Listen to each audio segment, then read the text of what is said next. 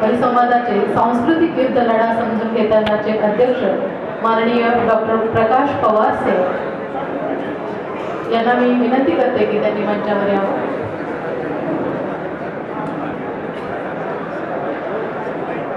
या ठिकाणी लगेचच आपण परिसंवाद सत्रास सुरुवात करीत आहोत। मी आमंत्रित करते विचार मंचावर माननीय डॉक्टर प्रकाश पवार सर, आयुष्यमान धना चिगलोर सर, आयुष्यमान मधु कांबळे सर, आयुष्यमान प्रभाकर कांबळे सर। मंचावरती उपस्थित सर्व मान्यवरांचा स्वागत आणि सत्कार ते संपन्न होत आहे। या परिसंवादाचे अध्यक्ष माननीय डॉक्टर प्रकाश पवार सर यांचे स्वागत, विद्रोही सांस्कृतिक चळवळ महाराष्ट्र यांचे स्वागत प्राध्यापक जयकुमार संतापे, सदस्य फास्टा सांगली यांनी करावे अशी मी विनंती करते। संतापे माननीय दगडे सरांनी त्यांचं स्वागत करावं अशी मी विनंती करते।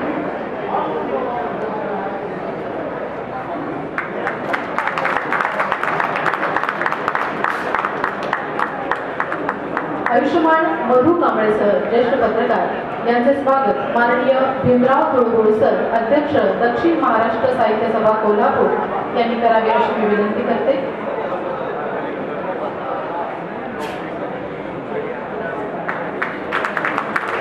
धन्यवाद सर।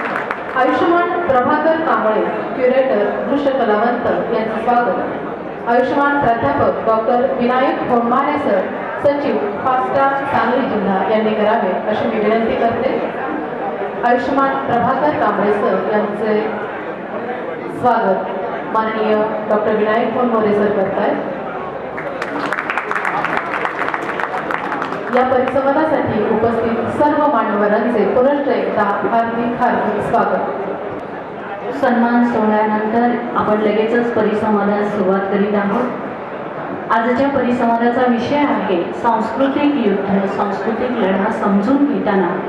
या परिसंवादातील या विषयावर भाष्य करण्यासाठी मी प्रथम आमंत्रित करते आयुष्यमान प्रभाकर कांबळे सर यांना, क्युरेटर दृश्य कलावंत।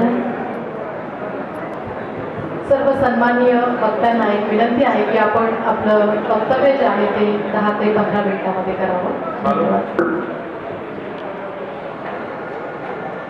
धन्यवाद। सर्वप्रथम मी आयोजकांचे आभार मानतो, मला या ठिकाणी या विषयावर बोलण्यासाठी संधी उपलब्ध करून दिली आणि माननीय प्राध्यापक डॉक्टर कांबळे सर यांना त्यांच्या 75 निमित्त समग्र सेक्युलर मुवमेंट आणि सेक्युलर आर्ट मुवमेंटचा परिवार यांच्या वतीने शुभेच्छा देतो आणि पुढील विषयास सुरुवात करतो। मी स्वतः चित्रकार, शिल्पकार किंवा दृश्य कलावंत म्हणून इथे उल्लेख केला आहे। याचं कारण असं आहे की दृश्याशी संबंधित ज्या ज्या गोष्टी आहेत कलेच्या अनुषंगाने त्या क्षेत्रामध्ये काम करत असताना ज्या ज्या भूमिका पार पाडाव्या लागतात त्या भूमिकेमध्ये काम करत असताना दृश्य कलावंत हा उल्लेख करणं महत्त्वाचं असतो आणि त्यासोबत क्युरेटर असा एक टॅग लावलेला आहे। तर क्युरेट करणं हा पण एक त्याच टायटलचा एक भाग आहे। तर सांस्कृतिक युद्ध, त्याला युद्ध म्हटलंय किंवा लढा म्हटलंय, तर ते इतकं महत्त्वाचं आहे का की त्याला लढा म्हणावं किंवा युद्ध म्हणावं। तर या टायटलवरून आपल्याला त्याची कल्पना येते की ते किती महत्त्वाचं प्रकरण आहे आणि हा लढा नेमका काय आहे किंवा कशाच्या बाजूने आहे आणि कशाच्या विरोध आहे आणि कशाच्या साठी आहे। त्यामुळे ह्या मुद्द्यासंदर्भात बोलताना या सगळ्या मुद्द्यांचा विचार करत असताना या सगळ्या गोष्टी आपण विचारात घेतल्या पाहिजे। सर्वप्रथम एक ऐतिहासिक नोंद अशी आहे या सरांच्या एकंदरीतच सामाजिक वैचारिक प्रवाहामध्ये भारताच्या कला इतिहासामध्ये जेव्हा आपण लक्ष घालतो किंवा त्याची जेव्हा नोंद घ्यायला आपण जातो तेव्हा प्रकर्षाने ज्या गोष्टीची नोंद आणि दखल घ्यावी असा एक महत्त्वाचा मुद्दा म्हणजे कुठल्या तरी सामाजिक चळवळीच्या प्रमुखाला किंवा सामाजिक विचारवंताला अशी जाणीव व्हावी की कलेचं एक क्षेत्र त्याच्यामध्ये आपण काम करावं. सामाजिक आणि राजकीय वैचारिक हेतूने किंवा फुले आंबेडकरी विचारांना प्रेरित होऊन त्या विचारांना अर्पण असलेली एखादी सामाजिक चळवळ, कला चळवळ उभी करावी. त्याच्यामुळे भारतीय कलेच्या परिप्रेक्षामध्ये हा एक अभिनव उपक्रम आणि प्रकल्प त्यांनी चालू केला. 2018ला जेव्हा सेक्युलर आर्ट मुवमेंटची सुरुवात झाली तेव्हा अनेक अंगाने प्रश्नांचं एक काहूर माजलं की कला क्षेत्रामध्ये चळवळीची गरज काय आहे आणि त्यातल्या त्यात सेक्युलर कला चळवळीची गरज काय आहे. परत त्यात प्रतिप्रश्न असा उपस्थित करण्यात आला की सेक्युलर आर्टिस्ट मुवमेंट असायला हरकत नाही, पण सेक्युलर आर्ट मुवमेंट कशासाठी. हातला जो सूक्ष्म बदल आहे की सेक्युलर आर्टिस्ट आणि सेक्युलर आर्ट याच्यामध्ये वरवर पाहता तसा फार मोठा फरक जाणवणार नाही, पण जेव्हा सांस्कृतिक लढ्याची वेळ येते तेव्हा भूमिका ही कितपत महत्वाची असते याला ऍड्रेस करण्यासाठी आपण सेक्युलर आर्टिस्ट महत्वाचा की सेक्युलर आर्ट महत्वाची. त्याच्यामुळे भूमिकेची जेव्हा वेळ येते तर सेक्युलर आर्ट आपण का कोणत्या उद्देशाने म्हणतो त्याचा महत्वाचा उद्देश असा आहे की आपल्याकडे पुरोगामी चळवळींमध्ये किंवा परिवर्तनाच्या चळवळींमध्ये काम करणारे बरेच लोक आहेत जे स्वतःला अनेक कला क्षेत्रामध्ये सुद्धा पुरोगामी कलाकार म्हणवणारे पण भरपूर आहेत. पण जेव्हा भूमिका घ्यायची वेळ येते तेव्हा मात्र नेमकं पुरोगामी किंवा सेक्युलरिझमच्या विरोधात भूमिका कृतिशीलपणे ते घेताना दिसून येतात. त्याच्यामुळे सेक्युलर कला, सेक्युलर आर्ट असणं फार महत्वाचं आहे. आणि जेव्हा आपण कलावंताची व्याख्या करतो किंवा त्याची मांडणी करतो तेव्हा दोन मुद्दे महत्वाचे येतात त्याच्यामध्ये. एक तर कलावंत हा टोकाचा संवेदनशील असतो आणि प्लस विवेकवादी असतो, ज्याला आपण रॅशनल म्हणतो. त्याच्यामुळे संवेदनशीलता आणि विवेकवाद ह्या दोघांचा संगम होऊन त्याची कृती निर्माण होते. आणि याचं उत्तम उदाहरण पाहायचं असेल तर जगभरामध्ये जेवढ्या काही क्रांत्या झाल्या त्याच्यामध्ये कलेचा जो महत्वाचा जो मुख्य रोल होता तो आपण अभ्यासला तर त्याचे महत्वाचं एक उदाहरण कारण त्याच्यात दिसून येतील. आणि संवेदनशीलता आणि विवेकवाद याचं उत्तम उदाहरण जर पाहायचं असेल तर पिकासोची गुर्निका आपण पाहू शकतो. त्याच्यामुळे ती गुर्निका, पिकासोचं जे चित्र आहे जगप्रसिद्ध, ही कृती म्हणू शकतो आपण. फक्त विचार आपले सेक्युलर उपयोगात असणार नाहीये तर तसा त्याचा कृतीशील आग्रह सुद्धा महत्वाचा आहे. त्याच्यामुळे सेक्युलर आर्ट मुवमेंट आम्ही त्याला म्हटलं. आणि भारताच्या कला क्षेत्रामध्ये एक असं काही वावटळ यायला सुरू झालं म्हणजे पुन्हा त्याच्यामध्ये असे प्रश्न उपस्थित केले जातात की कलावंत हा सगळ्यात संवेदनशील असतो, तो कुठलीही जात मानत नाही, तो कुठलाही धर्म मानत नाही. आता हा बुद्धिभेद आहे हे आपण समजून घेतलं पाहिजे. जर खरंच कलावंत जात मानत नाही, जर खरंच कलावंत धर्म आणि त्यातले भेद आणि त्यातली शोषण पद्धती मानत नाही तर अनेक हजारो वर्षापासून चालत आलेला माणसालाच गुलाम बनवणाऱ्या पद्धतीवर त्याने आजपर्यंत भाष्य का नाही केलं आपल्या कलेच्या माध्यमातून. हा प्रश्न आम्हाला एवढ्या हजारो वर्षाच्या पद्धतीमध्ये आम्हाला पडलाच नाही आणि आम्हाला भेडसावलाच नाही. त्यामुळे आम्ही कदाचित कला चळवळ उभीच नाही केली. इतका समाजाचा संवेदनशील घटक इतका शांत बसू शकतो, खरंच ही संवेदनशीलता आहे का आणि खरंच हा विवेकवाद आहे का, ह्या प्रश्नाबद्दल विचार करण्यासाठी भाग आम्हाला प्राध्यापक गौतमपुत्र कांबळे सरांनी सेक्युलर आर्ट मुवमेंटच्या माध्यमातून भाग पाडला. त्याच्यामुळे जेव्हा भूमिका घ्यायची वेळ येते तेव्हा ती मूल्यव्यवस्था सुद्धा आपल्याला सांभाळली पाहिजे, जपली पाहिजे. काही मला वाटतं याच महिन्याच्या सुरुवातीला सांस्कृतिक लढ्याचं महत्त्व अधोरेखित करायला आपल्याला विरोधी विचारांच्या हालचाली सुद्धा काही बघितला तर समजून येते की हा लढा किती महत्त्वाचा आहे. फेब्रुवारीच्या पहिल्याच आठवड्यामध्ये मला वाटते डेक्कन हेराल्डचीच बातमी की RSS म्हणाले आता त्यांनी भरतमुनी सन्मान सोहळा चालू केला आहे आणि त्याच्यामध्ये अखिल भारतीय कला साधक संगम असं पण एक स्टेज सुरू केलेलं आहे. आणि त्याच्यामध्ये जाऊन ते पुढे असं म्हणतात की Sanskar Bharati should be prepared to deal with attempts to use art to alter the culture of society. याचा अर्थ आपण समजून घ्यायला पाहिजे, ही जी काही घटना आपण बघतो तेव्हा ते ज्या पद्धतीने कलेला प्रोजेक्ट करतात की समाजाचं जे कल्चर आहे ते अल्टर करण्यासाठी तुम्हाला कलेचा वापर करण्यासाठी सज्ज व्हायला पाहिजे. आणि ते पुढे जाऊन असे म्हणतात की Sanskar Bharati will need a collection of artist for the growth of its own culture. The collection of artists should be such that it can guide world culture.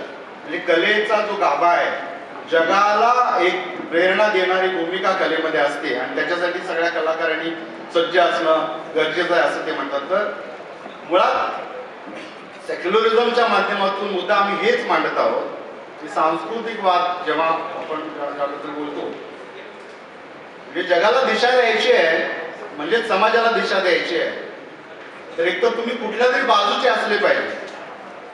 जसे की आपण पुढे जाऊन म्हणतो की हजारो वर्षापासूनचा हा सांस्कृतिक लढा चालू आहे आणि या लढ्याला उद्देशून बाबासाहेब आपल्या क्रांती आणि प्रतिक्रांती या पुस्तकात म्हणतात की the history of India is nothing but the moral conflict between Brahmanism and Buddhism. त्याच्यामुळे आपण नेमकं कुठल्या बाजूने समाजाला दिशा देण्याच्या प्रवाहातले आहोत किंवा कुठल्या प्रवाहात उभे आहोत हा मुद्दा महत्वाचा आहे. गौतम बुद्ध सर नेहमी म्हणतात की प्रवाह इतका जोरदार आहे प्रवाहाच्या विरोधात पोहायचं आपल्याला आणि प्रवाहाच्या विरोधात पोहत असताना क्षणभराची सुद्धा जर उसंत घेतली क्षणभराची सुद्धा जर विश्रांती घेतली तर प्रचंड मागे तुम्ही जाऊन पोहोचलेला असाल. त्याच्यामुळे त्याची जाणीव तुम्हाला असली पाहिजे की आपण कुठल्या प्रवाहाच्या बाजूने आहोत आणि कुठल्या प्रवाहाच्या विरोधात आहोत. त्याच्यामुळे समाजाला दिशा देण्याची जेव्हा गोष्ट येते तेव्हा हे बुद्धिभेद करणारे अनेक सो कॉल्ड सांस्कृतिक चळवळी चालवणारे आपल्या समोर असले पाहिजेत. याच्यासाठी की आपण सेक्युलर मुवमेंटच्या माध्यमातून आग्रह धरतो की आपण सर्व तऱ्हेच्या मानवनिर्मित शोषण व्यवस्था ज्या आहेत त्यातल्या त्यात प्रामुख्याने धार्मिक व्यवस्था या माध्यमांमध्ये या व्यवस्थांमध्ये नैतिक हस्तक्षेप करायचा आहे आपल्याला. म्हणजे बुद्ध जसं वारंवार मांडणी आपल्या माध्यमातून होते आणि आपण सांगितलं की बुद्ध हा पहिला सेक्युलर व्यक्ती महापुरुष होता की ज्याने माणसाला मध्यवर्ती ठेवून क्रांती केली. जगभरात अशी कुठलीच क्रांती झाली नाही की ज्या क्रांतीचा मध्यबिंदू माणूस होता. अनेक क्रांत्यांचा स्वरूप वेगळं असेल सत्तेसाठी असतील अनेक वेगवेगळ्या कारणासाठी धर्मासाठी असतील पण माणसासाठी क्रांती करणारा हा पहिला माणूस होऊन गेला गौतम बुद्ध. आणि त्याच माध्यमातून पुढे जाऊन आपल्याला सेक्युलरिझम म्हणजे हाच म्हणजे धर्माने मिळालेले जे विशेष अधिकार सुद्धा नाकारले त्यांनी आणि नैतिक हस्तक्षेप केला. म्हणजे आपण फक्त विरोध करून सुद्धा भागणार नाही तर त्या व्यवस्थेमुळे आपल्याला जे काही प्रिव्हिलेजेस मिळालेले आहेत जी काही प्रिव्हिलेजेस मिळालेले ती नाकारून त्याच्यामध्ये नैतिक हस्तक्षेप केला पाहिजे. आणि कला हे एकमेव अहिंसक हत्यार आहे ज्याच्या माध्यमातून संविधानाच्या चौकटीमध्ये राहून आपण त्या सगळ्या व्यवस्थेमध्ये हस्तक्षेप करू शकतो. आणि म्हणूनच आपण स्वतःला सेक्युलरिस्ट म्हणतो किंवा कॉन्स्टिट्युशनलिस्ट म्हणतो. आणि जसं की आपण म्हणतो की साहित्य व कला हे काही निर्हेतुक कधीच नसतं म्हणजे हेतूशिवाय कधीच त्याची निर्मिती केली जात नाही. म्हणजे काही शेकडो वर्षापूर्वी एखादी अस्तित्वात नसलेली संकल्पना जिला आम्ही चेहरे दिले आणि देव बनवलं हे कलाकार करू शकतो. आणि आजपर्यंत आम्हाला शैक्षणिक चौकटीमध्ये असं शिकवलं गेलं कलाकार म्हणून कलेचा विद्यार्थी म्हणून की कला आणि चेंज म्हणजे सोशल चेंज आणि कला आणि राजकारण आणि कला आणि धर्म यांचा काही संबंध नाही. म्हणजे ऑलरेडी ज्यांनी हे प्रतिक्रांती घडवून आणली तेच लोक क्रांतीच्या वाटेवरील लोकांना सांगतायत की कलेचा आणि सामाजिक बदलाचा कुठलाही संबंध नाहीये. त्याच्यामुळे सामाजिक चळवळीतील प्रत्येक घटकाने सामाजिक चळवळींनी राजकीय चळवळींनी कलेला किती गांभीर्याने घेण्याची गरज आहे. म्हणून मला वारंवार त्यांचे आभार मानायचे आहेत की कलेला त्यांनी या प्रवाहात बांधलं आणि कलेला इतकं गांभीर्याने घेतलं. अजिंठ्यासारख्या जगप्रसिद्ध लेण्यांचा वारसा आपल्याकडे आहे. त्याच्या शोधाला 200 वर्ष पूर्ण झाली पूर्ण भारतातल्या कला जगताला कुणालाही वाटलं नाही की ती 200 वर्ष पूर्ण झाली, त्याचा शोध लागून ते साजरं करावं. मात्र ते सेक्युलर मुवमेंटला आणि गौतमपुत्र कांबळे यांच्यासारख्या विचारवंतांना वाटलं आणि नंतर कलेला ते भान आलं आणि त्यानंतर काही महिन्यांनी आशिया खंडातली पहिली कला संस्था sir JJ school of art यांना नंतर त्याचं भान आलं आणि त्यांना ती सेलिब्रेट करावं असं वाटलं. त्याच्यामुळे आपण ह्या प्रवाहाच्या कितीतरी पुढे जाऊन कृतिशील विचार केला पाहिजे आणि तशी ॲक्शन घेतली पाहिजे. तर हेतू आणि म्हणजे नवसमाज घडवणं आणि बिघडवणं ह्या दोन्ही गोष्टी कला करू शकतात. याला ॲड्रेस करण्यासाठी हॅरी लेविसन यांचं एक छान वाक्य आहे. ते असं म्हणतात की कला हे जसं सामाजिक कारणांचा परिणाम असतो, म्हणजे कला जसं की याच्या आधीच्या सत्रात बोलताना सांगितले की हे समाजाची दुःख आहे ती कलाकारांनी व्यक्त केली पाहिजे, त्याची कारणं सुद्धा त्याच्यामध्ये मांडली पाहिजे. तर त्या अनुषंगानेच हे वाक्य आहे की कला हे जसं सामाजिक कारणांचा परिणाम असतो तसंच सामाजिक परिणामांचे कारण देखील कला असते. या दोन्ही गोष्टी किती परस्पर संबंधित आहेत याचा विचार.